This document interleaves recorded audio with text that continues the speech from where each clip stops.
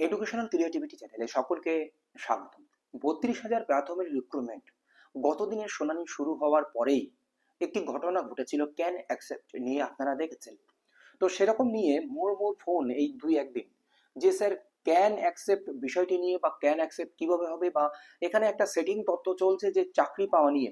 আপনারা যে জেনেছেন আগে যে বিচারপতি বলেছেন যে সবাইকে চাকরি দিয়ে দিলে কেমন হয়, আপনারা শুনেছিলেন সবাই। তো এরকম একটা পরিস্থিতিতে যদি আমি ক্যান না করে থাকি, যুক্ত না করে থাকি, তাহলে তো আমি সেই অ্যাডভান্টেজটি পাবো না বা চাকরি পাবো না। এইরকম একটি বিষয় কিন্তু চারিদিকে চলছে। তাহলে ক্যান অ্যাকসেপ্ট কি হতে পারে?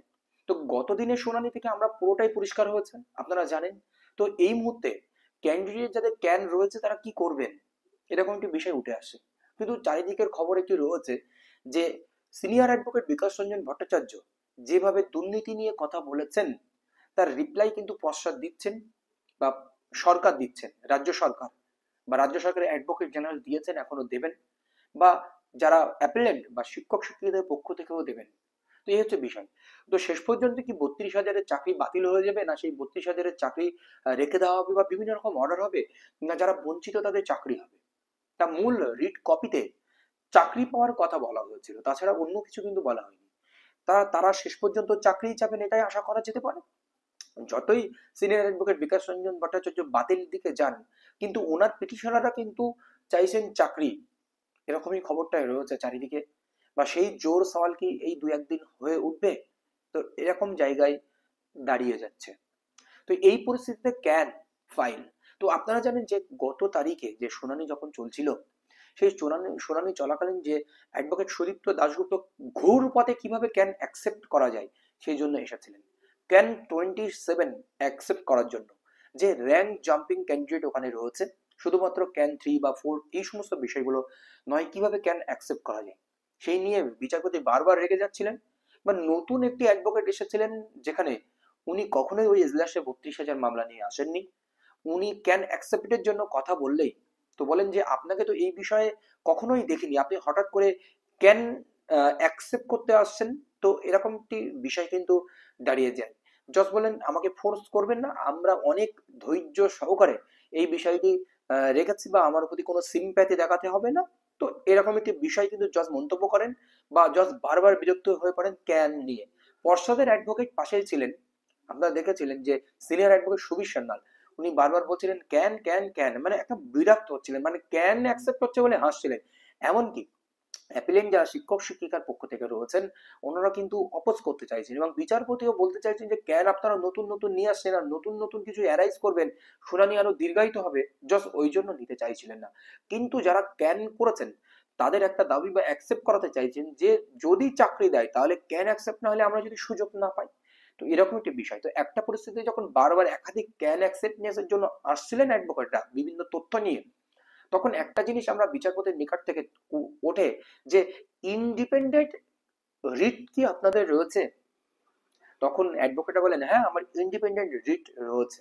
তখন বারবার সবাই যখন আসছে যে ইন্ডিপেন্ডেন্ট রিট রয়েছে, তার জন্য বিচারপতি বলেন তাহলে আপনারা যে কাগজ দিচ্ছেন সেই কাগজে আপনারা অ্যাসাইন করুন, আপনারা সেখানে সিগনেচার করুন, বা আপনাদের সেই ক্যানগুলো কবে করা হয়েছে, আপনাদের সেই ক্যানের এগেনস্টে যে কোনো রিড কপি আছে কিনা। আপনার ক্যান হতে পারে কি, যেমন একটি 82 পাস ট্রেন ক্যান্ডিডেট, যারা 82-তে যদি সেই সময় পাস করাতো, কারণ সুপ্রিম কোর্ট অনেক আগেই বলে দিয়েছিল 82 ইনভ্যালিড, তো তাদের যদি পাস করে দিত তারা কিন্তু 2016 রিক্রুটমেন্ট বা 2017 সালে তারা কিন্তু একটি ট্রেন ক্যান্ডিডেট হিসেবে চাকরি পেত। কিন্তু তারা সেখানে পায়নি বা বঞ্চিত হয়েছে, তাদের গ্রিভান্স। তো সেই দিক থেকে তাকিয়ে তারা কিন্তু রিট করেছিল কলকাতা হাইকোর্টে। তো এখন তারা কেন করেছে ডিভিশন বেঞ্চে। তো এরকম একটি বিষয়, যাদের রিট রয়েছে তাদের সেই গ্রিভান্সের পিছনে যে রিট রয়েছে সেই রিটের উপরে ভিত্তি করে তাদের ক্যান অ্যাকসেপ্ট হবে, যদি রিট না থাকে তাদের কোনো ক্যান অ্যাকসেপ্ট হবে না। এরকম আরো ক্যান্ডিডেট রয়েছে যারা নন ট্রেন ক্যান্ডিডেট কিন্তু বর্তমানে ট্রেন, কিন্তু নন ট্রেন ক্যান্ডিডেট বলছে আমার হাই কাট অফ থাকা সত্ত্বেও আমি চাকরি পাইনি, সেম একটা গ্রিভেন্স। সেই গ্রিভেন্সে যদি রিট ট্রায়াল কোর্ট বা সিঙ্গেল বেঞ্চে তাদের যদি রিট থেকে থাকে তাদের ক্যান কিন্তু অ্যাকসেপ্ট হবে। সেরকম কনফার্মেশন কিন্তু অ্যাডভোকেটদের দিতে হয়েছে বা সিগনেচার করতে হয়েছে। বা এই ফাইলিং বা ক্যান ফাইলিং, ক্যান অ্যাফার্মেশন, বা আপনাদের কোন রিট কপির এগেনস্টে আপনারা ক্যান করতে এসেছেন, সেইগুলো কিন্তু 4 o'clock-এর মধ্যে জমা করতে বলেছিলেন জাস্টিস তপব্রত চক্রবর্তী। তো সেটা আপনারা দেখেছেন। সেই রকম একটি পরিস্থিতি থেকে শুরু করে যে রিট কপি তৈরি করার মানে হিড়িক জেগেছে, রিট কপি করার। তো সোমবার মঙ্গলবার এই পরপর 2 দিন, মানে মঙ্গলবার শুনানি, সোমবার বা মঙ্গলবার ফার্স্ট আওয়ারে কিন্তু একাধিক রিট কপি আবার হতে চলেছে। যারা ক্যান করে রেখেছে তারা কিন্তু অনেকের কিন্তু রিট নেই। রিট নেই মানে কি, আপনার যে গ্রিভান্স, সেই গ্রিভান্স মূল সিঙ্গেল বেঞ্চে বা ট্রায়াল কোর্টে একটা মামলা থাকতে হবে, তাহলে আপনার ক্যান অ্যাকসেপ্ট হবে, নাহলে হবে না। এই হচ্ছে বিষয়। তো এই জন্য যাদের ওটা নেই তারা কিন্তু রিট কপি করতে চলেছে। কারা রিট কপি করবে আর কারা রিট কপি করবে না, একটা বিষয় দাঁড়িয়েছে। তো এখন একটা জিনিস দেখুন, এখানে 42,000 5% অ্যাডিশনাল প্যানেল আসেনি, তারা কি রিট কপি করবে? যারা রিজার্ভেশন পলিসি বা বিভিন্ন কারণে হাই কাট অফ মার্কস রয়েছে, তাদের কি অবস্থা? তো যারা 5% রিড করেছেন তারাও এখানে ক্যান হতে পারে, তারা 5% রিড করলেন, করে ক্যান অ্যাড হতে পারেন সুযোগ সুবিধা নেওয়ার জন্য। মানে সবাই যদি সেট আপে আছে 2009-এর তত্ত্ব অনুযায়ী, সবার যদি চাকরি হয়, সেই ক্ষেত্রে বলা হচ্ছে।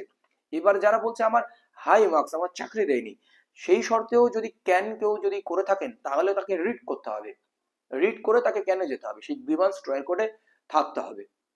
কিন্তু ক্যান করেছেন অথচ রিড করেননি, এখন হঠাৎ করে রিড করছেন, বিচারপতি এটা কিভাবে নেবে, সেই প্রশ্নটাও কিন্তু এখানে আসছে। আপনি শুধু ক্যান করেছেন, আপনার সিঙ্গেল বেঞ্চে বা ট্রায়াল কোর্টে আপনার কোনো রিট নেই, তাহলে আপনার ক্যানটা কি অ্যাকসেপ্ট হবে, সেই প্রশ্ন কিন্তু উঠবে, নেক্সট দিন উঠতে পারে। তো এই হচ্ছে বিষয়, ক্যান করা হিড়িক কিন্তু দিয়ে গেছে। আরো একজন ক্যান অ্যাকসেপ্ট করাতে এসেছিলেন, ইন সার্ভিস থ্যালাসেমিয়া রোগী, সে যদি তার চাকরিটা সেভ রাখতে পারে, লাইক সোমা দাস এসএসসির মতো। তো এই হচ্ছে বিষয় দাঁড়িয়েছে এই ক্যান অ্যাকসেপ্ট নিয়ে, কারা করবেন ক্যান। ক্যান করলেও আপনি ক্যান করুন, ক্যান তো অ্যাকসেপ্ট আপনার হয়ে গেছে বা ক্যান করা হয়েছে বা ক্যান অ্যাকসেপ্টের রিট দরকার, কিন্তু আপনি রিট পরে করলেন, ক্যান আগে করলেন, এটা এই একটা বিষয় কিন্তু দ্বন্দ্ব এখানে রয়েছে। তারা একাধিক ক্যান্ডিডেট তাও রিট করছে, আপনারা রিট করতেই পারেন, রিট করে নতুন করে ক্যান করে অ্যাকসেপ্ট করাতেই পারেন 2-1 দিনের মধ্যে। সেটা 5% অ্যাডিশনাল প্যানেলের সুবিধা বা রিজার্ভেশন পলিসি ভায়োলেশন হওয়ার জন্য বা আপনার হাই মার্কস থাকা সত্ত্বেও আপনি চাকরি পাননি, এরকম একটি সুবিধার দিকে সব দিক থেকে তাকিয়ে আপনি ক্যান করতে পারেন। তো এই ক্যান প্লাস রিট একটা বেশ গোলযোগ চলছে আমরা দেখাচ্ছি। তো এর সমাধান এখানে ওই 11 তারিখে আমাদের কাছে আরো স্পষ্ট হবে, আরো কিছু হবে। শুনানি রিজার্ভ হবে 12 তারিখ, অর্ডার রিজার্ভ হবে, শুনানি শেষ হবে, এটা আপনারা জেনেছেন। আবার 11 তারিখ হয়েও দেখা যাচ্ছে শেষ হতে পারে, কিছু একটা কিন্তু ঘটবে। বা সেটিং কি হবে, 2009-এর মতো চাকরি পাবে, 32,000 সেফ জোনে থাকবে, একাধিক প্রশ্ন কিন্তু এখানে রয়েছে। কিন্তু শিক্ষক শিক্ষিকাদের পক্ষে অমৃত কুমার মজুমদার স্যার, এছাড়াও কিন্তু এখানে কল্যাণ বন্দ্যোপাধ্যায় স্যার সিনিয়র অ্যাডভোকেট বলার জন্য চেষ্টা করছেন। এখন কে মানে বলবেন নেক্সট দিন আমরা কিন্তু দেখতে পাবো, কিন্তু পর্ষদের পক্ষ থেকে সুবীর সান্যাল বলবেন, এটা কিন্তু আমরা কনফার্ম হয়েছি। এবং রাজ্য সরকারের এজি অ্যাডভোকেট জেনারেল কিশোর দত্ত, উনিও একদিন বলবেন, মানে এখনো বাকি রয়েছে ওনার। এই হচ্ছে বিষয়। 11 তারিখ আবারও আপনাদের পুঙ্খানুপুঙ্খানু শুনানি বিশ্লেষণ করব। ধন্যবাদ।